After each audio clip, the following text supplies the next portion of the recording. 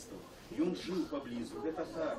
Але магічныя сцены аббацтва не лепшы фон для маленькага помніка вялікаму паэту. Нумар 57, пунктиры, столькі і гэтулькі, Олесь Степанович Розанов.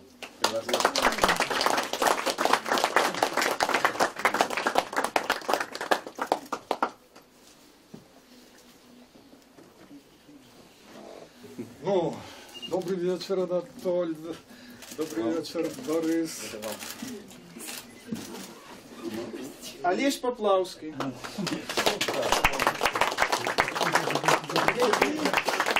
Які до всього, знову ж, поет, бард, і наступає і на струни, і на п'ятки нашим прозаїкам, які приїхав з Берестя.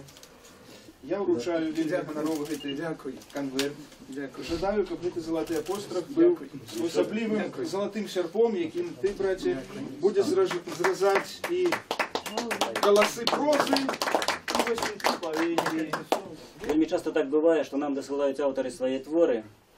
Мы просім іх даслаць здымак, біяграфію, расказаць трошкі пра сябе, але не сустракаемся з імі практычна і не бачымся. Вось, скажам, я не ведаю, у зале гэта ёсць ці няма спадарэння Евсейчык, я і не ведаю, ёсць. Ну, дзякуй, бачыце. Добрый выбор.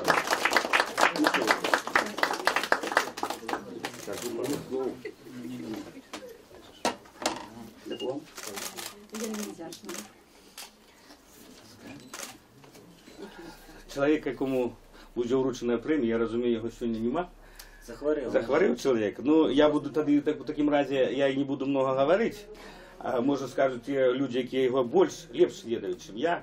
Я такі адшельнікам, як кажуць, жыву. Таму не ведаю. Асабліва мне рэдка. Але я разумею, што уклад у літаратуру гэтага чалавека надзвычай вялікі. Прычым, як я сказаў, што мала того, што ён напісаў цудоўныя творы, але кожны можа быць з тых, хто некалі ці займаўся, ці займаецца літаратурай, меў з гэтым чалавекам нейкае сутыкненне на чыста такіх практычных выявах. Таму я не буду, як кажуць, цягнуць кота за хвост. У гэтай номінацыі лаўрэатам становіцца Анатоль Кудравец. Ну, няма каму руку паціснуць. Это вы, я думаю, спадзяюся, а я уже асабіста, як кажуць, так само прошу передать. Без вас придворня уздыханца укине, так ведайте, что першым сярод іх я ваш холоп покорнейший, княгиня.